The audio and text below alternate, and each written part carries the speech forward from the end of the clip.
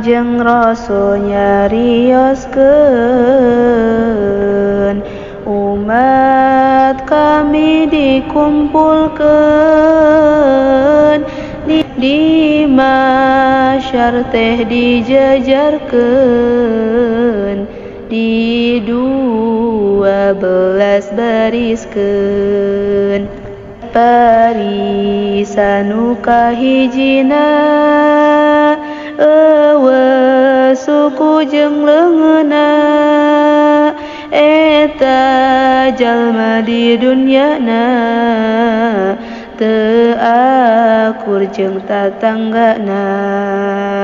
pindah rupa nu kadua jeung celeng hampir sarua eta jalma di dunyana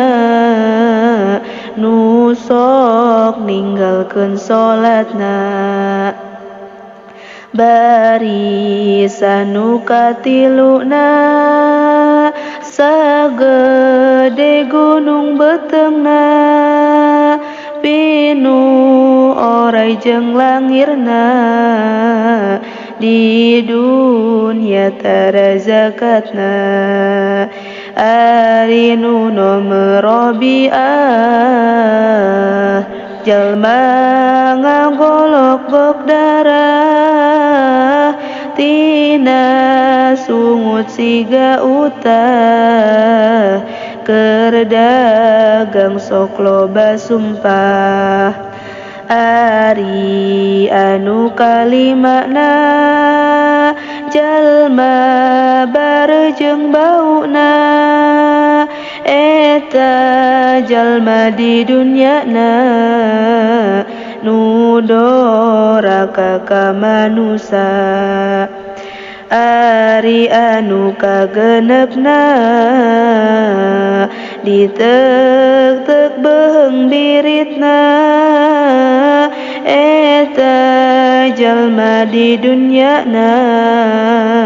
sok jadi saksi palsuna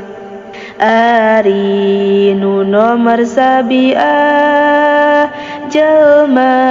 nu teu boga letah kaluar darah jeung nanah nu sok nyumputkeun syahadah ari nu kadalapana nu dijungkirkeun awakna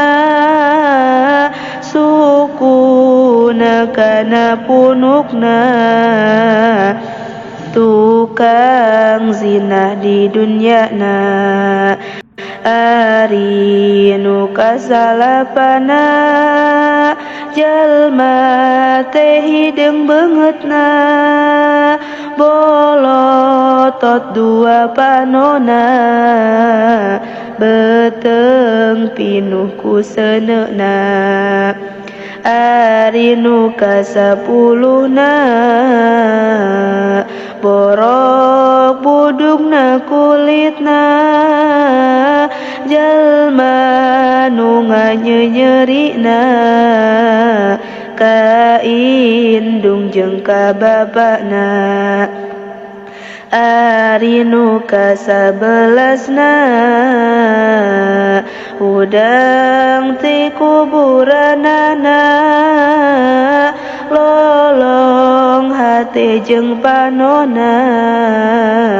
jeung gede pisan huntuna biwirna pi ka dadana letana pi ka beteungna malah nepi ka pingpingna jeung kaluar kokotorna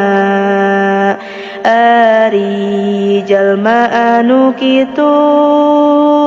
di dunya sok nginum khamru malah kalah resep ngadu kade maneh bisi kitu ari nu ka-12na syafaat Nabi nu bagjana, hudang ti kuburanana bagaikan bulan purnama.